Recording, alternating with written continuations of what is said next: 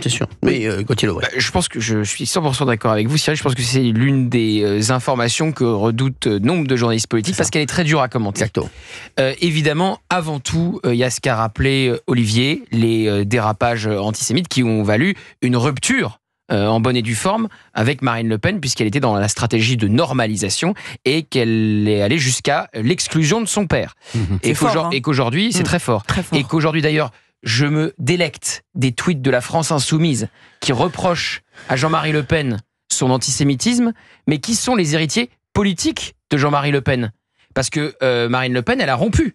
J'allais dire l'arbre généalogique d'un point de vue politique avec Jean-Marie Le Pen en excluant son père.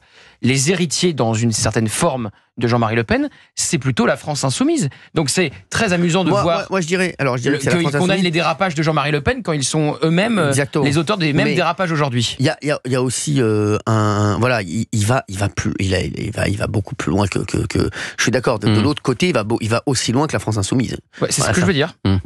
Et donc là, il a été condamné. La France Insoumise n'a pas été condamnée. Il y a eu 30 condamnations. 30. Parce que la France Insoumise, ils sont plus subtils. Exactement. Ils jouent, ils disent pas point de détail, ils disent résiduel. Ouais, exactement. Vous voyez, mais quand il dit résiduel, tout de suite tout le monde pense à point de détail. Donc il envoie des signaux. C'est toujours pareil, c'est flirter avec la limite. Donc pour moi, quand il condamne Jean-Marie Le Pen, ce sont des tartuffes parce que aujourd'hui, ceux qui essayent d'amplifier ces phénomènes dans la société française, évidemment, c'est la France Insoumise et ils ne sont plus du tout Charlie au moment où on rend hommage aujourd'hui à Charlie Hebdo. Ça, c'est pour les dérapages. Ensuite, il y a quand même, quand vous écoutez nombre d'archives de Jean-Marie Le Pen, quelqu'un qui, sur les questions migratoires, sur les questions sécuritaires, avait les bons diagnostics avant tout le monde. Ouais. Le problème de Jean-Marie Le Pen, c'est qu'il est venu polluer un diagnostic qui était le bon par des outrances. Et donc aujourd'hui, vous pouvez regarder des séquences de Jean-Marie Le Pen et vous dire, mais nom de Dieu, il avait raison. Bien vu. Mais il n'était pas audible. Il n'était pas audible à cause de ces outrances et parce que je suis 100% d'accord avec Cyril, il ne voulait sans doute pas gagner. Il n'était que dans la provocation.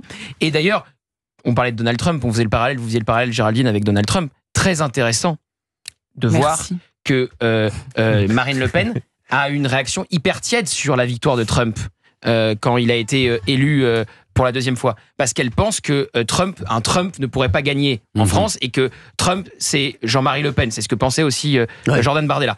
Donc voilà, c'est pour ça que c'est contrasté comme information.